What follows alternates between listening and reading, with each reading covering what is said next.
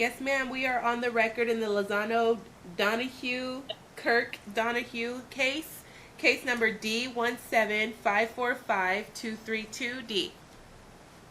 Okay, thank you. Counsel, your appearances and your bond number, starting with the plaintiff first, and if you're retained or unbundled. Good morning, Fred Page, bond number 608 on behalf of the plaintiff. Retained or unbundled? I'm retained. You're retained, okay, and we're excusing her appearance today? Yes, actually I'm having communication with her. She, for some reason, thought the hearing was at the courthouse. Oh, okay. Is she outside the courtroom? No, she's not. She's driving on her way back to my office. But, how far away is she then? Probably 15-20 minutes is what it takes. Okay. I'll get back to that one. Ms. Roberts, please make your appearance. Amanda Roberts, phone number 9294 on behalf of Jerry Donohue. I am retained, Your Honor. Okay, thank you. And are we excusing your client's appearance? Yes, Your Honor, I'm asking you to do so. I would just as soon move this forward and excuse my client's appearance as well. Thank you, I appreciate that. Can you get confirmation from her, Mr. Page? She's, she's probably one of those types of parties that want to see what's going on, so I need to get confirmation. I can fill in on any of us. I don't think that's going to be an issue. You sure? Okay. Quite honestly, this morning I had 4 hearings, one at 9, one at 9:15, one at 10, and one at 11. We got to get you out of here. Okay, so are you able to at least text her and tell her to dial in online or with the Blue Jeans app? I don't think she's going to be able to do that driving. Oh, she's driving. Okay. Anyway, we're currently set for trial on... Oh, I need to have Mr. Brown sworn in. He's representing himself. So we'll have him quickly sworn in. Please raise your right hand, sir. You do solemnly swear the testimony you're about to give in this action shall be the truth, the whole truth, and nothing but the truth, so help you God? I do. Thank you. All right, thank you. So we are set for very short, September 18th, and there is a current motion for an order to show cause set for September 16th, and we want to know what's going to go on with that motion. Here's the current status of my department. We can't do an in-person trial. I think for this judge, it's very difficult to see people's demeanors on the stand or sitting at counsel's table with masks on and wearing those masks for long term. And there's a strict court requirement not to take the mask off. And so there's a lot of logistic problems and due process problems. Now, I can't offer to do the trial via Blue Jeans, but both counsel would have to stipulate, or Mr. Brown, so it would have to be a 3-way stipulation where everybody agrees we would do the trial via video, but this is a trial, I think, that's a lot of witnesses, very document intensive, and handling, digital evidence. So I want to hear from the lawyers and Mr. Brown on their positions on trial. Your Honor? Yes, you can, Ms. Roberts. Thank you, Your Honor. So originally, before Mr. Page came in, Mr. Grimes was on the case, and we did a stipulation order to continue. The trial was set for 3 days, but for some reason, our day 1 and day 2 were given away.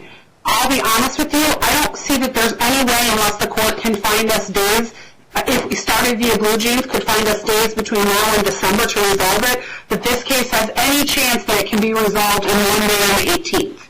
And on the 18th, it's not even a full day because we had to reduce it down by agreement with Mr. Grimes' office to start at 10:30. So we won't even have a full day then. There's a potential you have Dr. Holland, you have the reunification experts, you have Donna Wilburn, You have the parties, you have Mr. Brown's claim. I don't know how we would feasibly go forward unless the court can find us additional days between September 18th and December 31st when we leave the bench, Your Honor. That's just my position. I do think that there is some outstanding discovery to be done. However, there are some interim issues that will need to be addressed if the court is not going to move forward with the trial. As an example, my client was doing the reunification, but the reunification was installed, and so we would have to get into the court to have that addressed by the court. I could hear any interim motions, obviously. Mr. Page? My review of Odyssey showed that there were dates that are allocated for the 16th, 17th, and 18th. However, I do have a conflict for that time because there's another trial scheduled for on the 17th, but otherwise I have the 16th and 18th available for trial. At least that's what when I look at Odyssey, like I said, it shows that it's available. So Yes. I'm a bit puzzled. They're still all on calendar. The 16th, the 17th, and the 18th are all still scheduled. Oh, okay. Well, I wasn't aware of that, but I guess I wouldn't want to. Mr. Page, your conflict is on the 17th? It is. Okay, thank you. Is that Mr. Brown, yes, you're up next, sir. Okay, now I'll hear from you. I also filed an ex parte motion this week to continue the 16th, 17th, and 18th because we have discovery matters that are still outstanding. Yes, yes, and I don't entertain continuance motions ex parte, so we can absolutely discuss that. You are requesting the continuance. Okay. So, does it sound like, well, here, let me explain a few things. Okay, this COVID hit, a lot of the courts, the judges, they're not able to do a lot of the in-person trials. We've had, the last I heard, 13 cases of COVID in one of the courthouses. Now, I'm in the family courthouse. We've had even our deputy marshals testing positive for COVID. And obviously, neither one of us in this meeting are at liberty to say whether or not there's underlying health conditions or you have a family member who is in a high-risk category and being able to enter in a court building. Second of all, I am going to be retiring after 20 years on the bench at the end of the year, and I am currently finishing a lot of unfinished trials that were started and delayed due to COVID, so my court dates, available court dates, are far and few in between. And this is a type of case, there's a lot of witnesses and a lot of documents the court would have to look at, and to do it virtually on a computer might be difficult. The ideal situation, obviously, is no masks on. Everybody sits in the courtroom. We have big binders of trial exhibit notebooks, and then the witnesses get on the witness stand.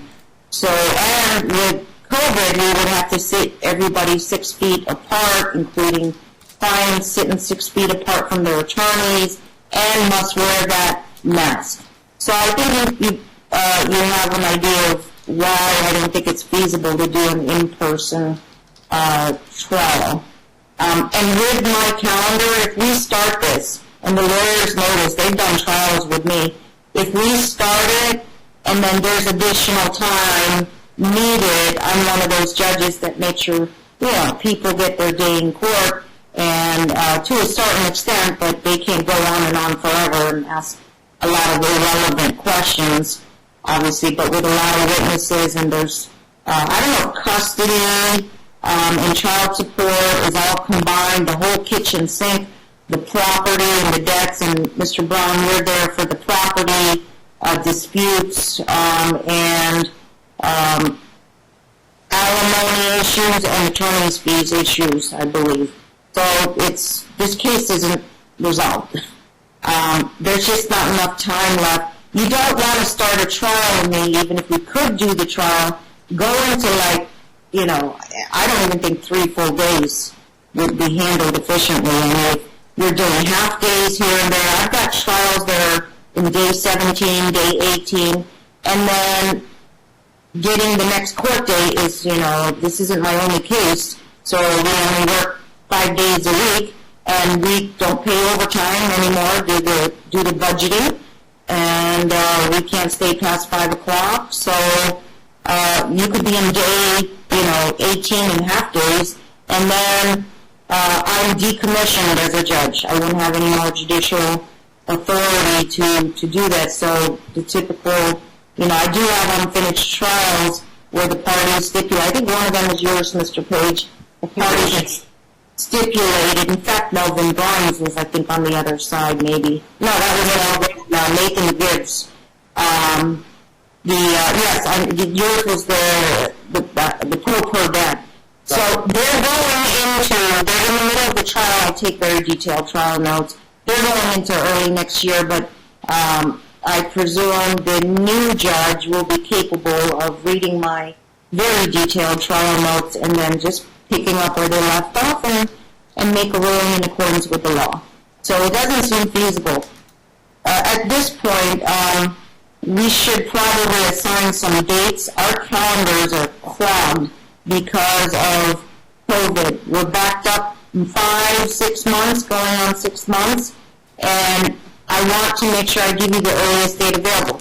Final thing I would say, and this trial on the 18th of September and 16th, 17th, it's going to be continued, I think, as a matter of logistics and practicality. And you also have discovery issues. I want to give you those dates available, stack one, meaning first on the list to go, and we'll agree to a particular month. But with the election coming up, there are 2 females in the department, but there's no guarantee you will stay a Department I case because we're getting 6 brand new judges. We have to create a calendar, so to lessen our caseload, it won't be, you have a very high chance of being reassigned to another brand new judge, a first-year judge. It will not be reassigned from a current judge to another current judge because we have to create those caseloads because we're so very busy. What month does all 3 of you prefer in terms of how many days of trial? Because we were, right now, how filled we are, stack ones, barely finishing up in April. We got room in May, and we could fill a whole week in May if you all agree that you're going to finish your trial. If I do 4 days, that's pretty much like 10.5 days there. And kind of work efficiently if you want to set a time limit on that. It's these dates are so hard to come by. But if you want a full week in May, you'll stay somewhere in that vicinity of May because the new judge will rearrange their entire calendar. And so I suggest you call the new judge, whoever you have, in January, and they'll be super busy, but you call them in either December or January and say, we want to make sure you're rearranging your calendar that our dates are going to stay fixed, and then get some type of reassurance. Any questions with that? And I'll take your preferences, all 3 of you. As far as I mean, your calendars are way out. They're probably not filled, but ours are.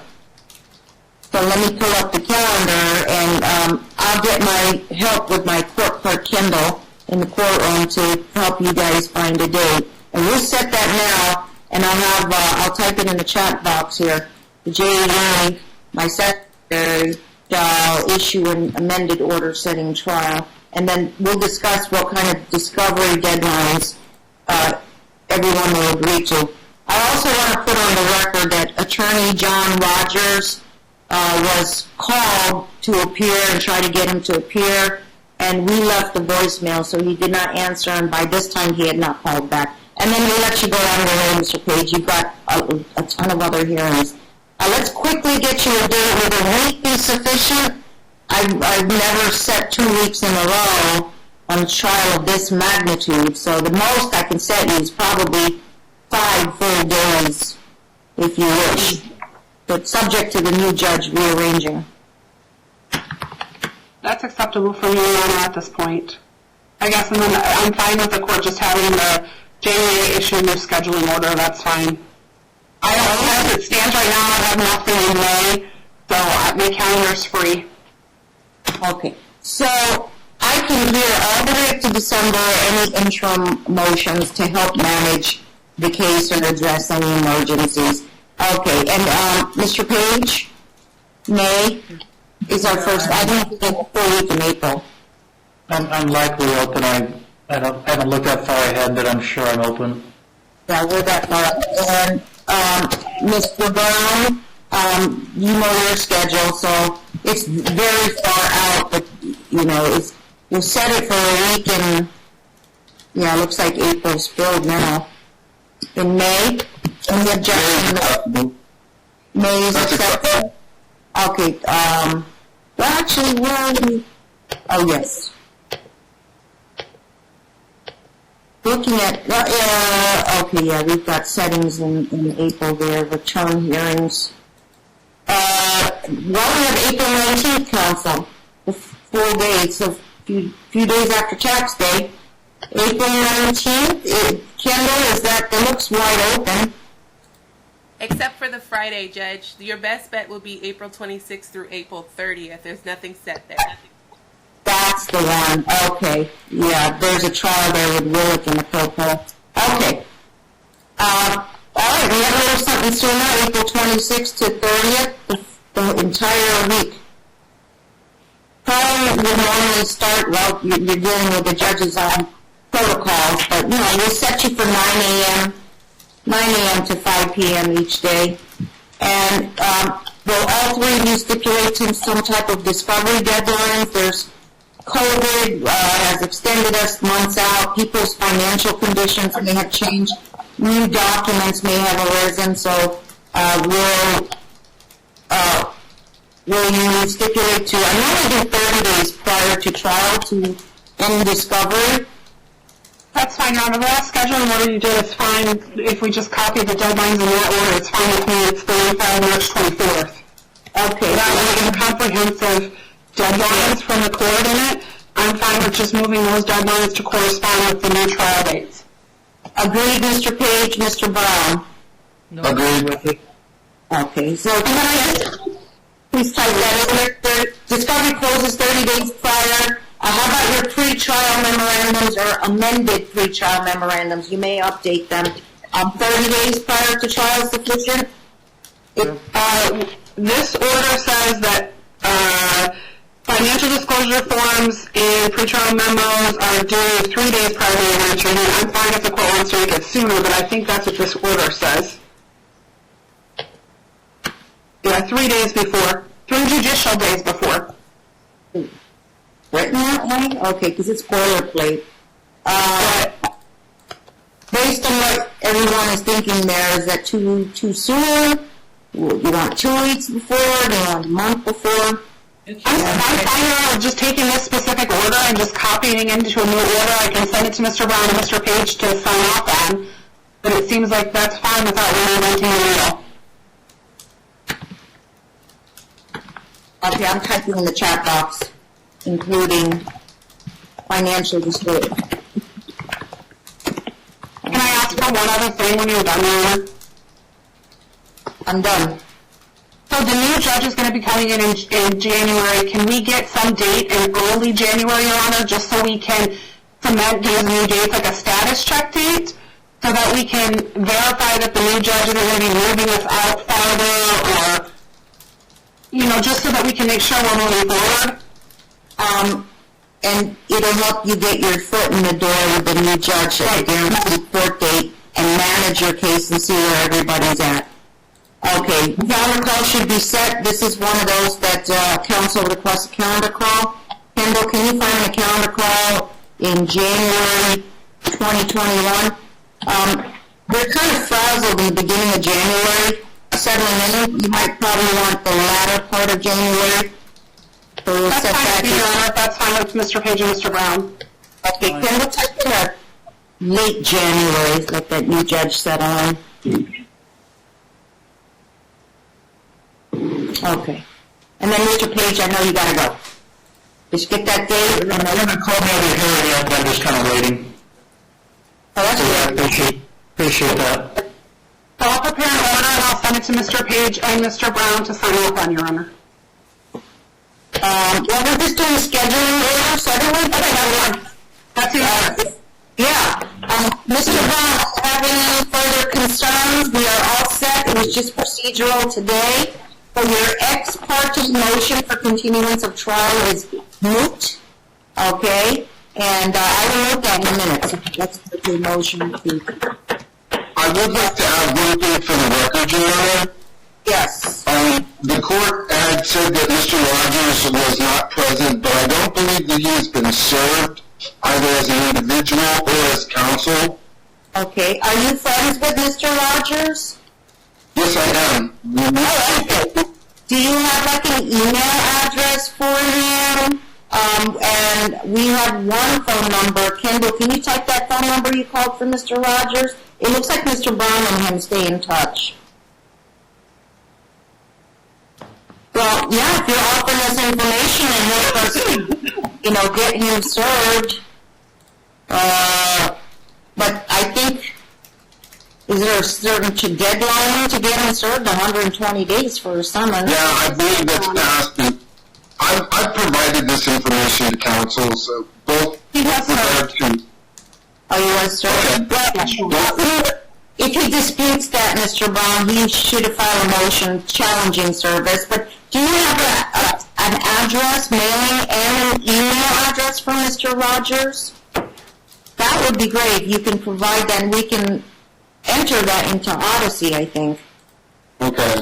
That way we can notices from the court. Okay, I do, Your Honor, and what I'll do is I'll provide it to counsels this afternoon. I don't have it handy right here. Okay, and counsel, you can transmit that to Susanna, my secretary, and ask her to enter into Odyssey. That would assist the courts. All right, so I do have a telephone number for him right now. okay, how about the one in the chat box? Can you see the chat box?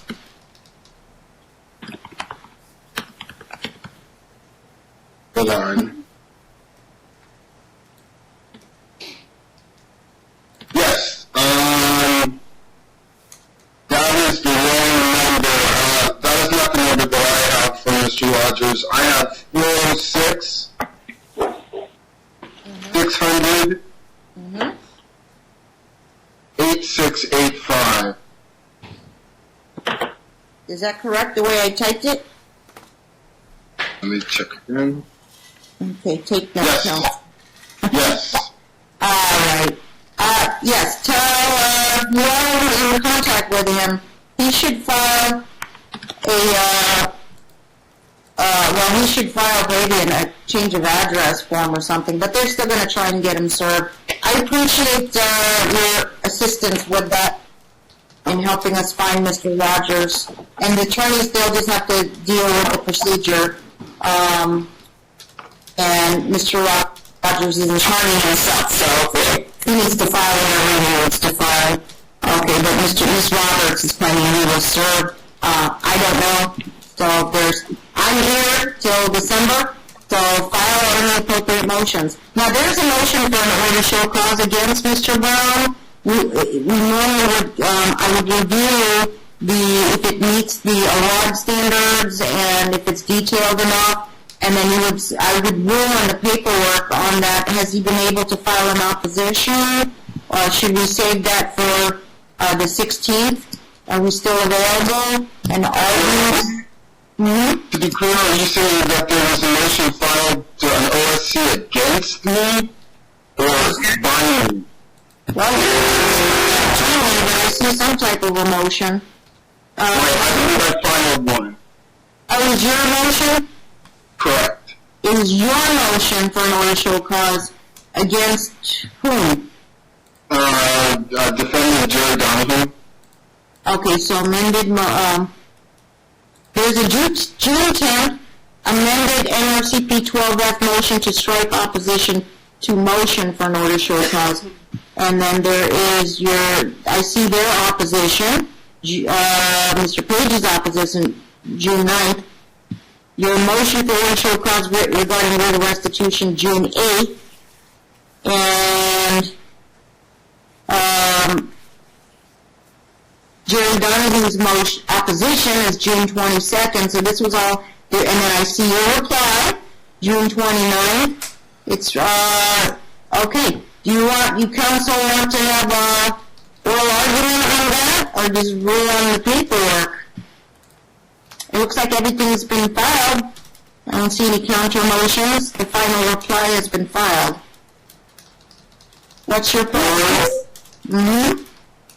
I was thinking of withdrawing the motion and instead incorporate filing a motion to enforce. Okay. Yes, well, I can't give you legal advice. Yes.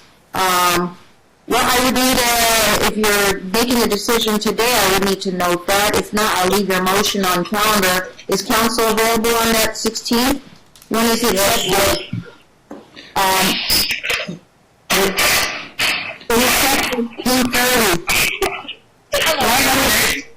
Let me check my calendar.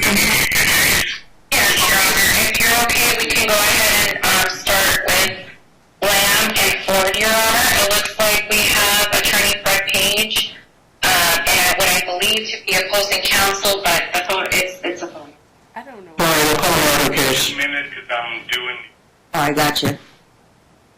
Can Mr. Brown just email Mr. Page and I about it, Your Honor? Maybe we can come to an agreement to just vacate it via stipulation. I have another hearing that was starting at 9:30 with you, Your Honor, and then I have a hearing with Mr. Page at 10. Let me suggest this, Mr. Brown. The setting right now for 9:30, it's not enough. 30 minutes is not enough with all these parties involved. So my secretary, and I'll put that in the chat box, J.A. shall Mr. Brown's motion Judge, for that motion was set with the evidentiary hearing. It's all day that day. You have nothing else scheduled. Okay. it should be combined with the trial? Yes, ma'am. You have 9:30 all day, full day set for that. Mr. Brown, does this need to be heard before the trial? No, Your Honor. So would you like to, should we just combine it with the trial for now? Yes, Your Honor. Shall be combined with the trial. Okay. And so we'll take any future dates off calendar, combine that with the trial. Any new motions, any withdrawal of motions, everybody knows how to file electronically. Okay? Thank you and have a good day. All right, Thank you.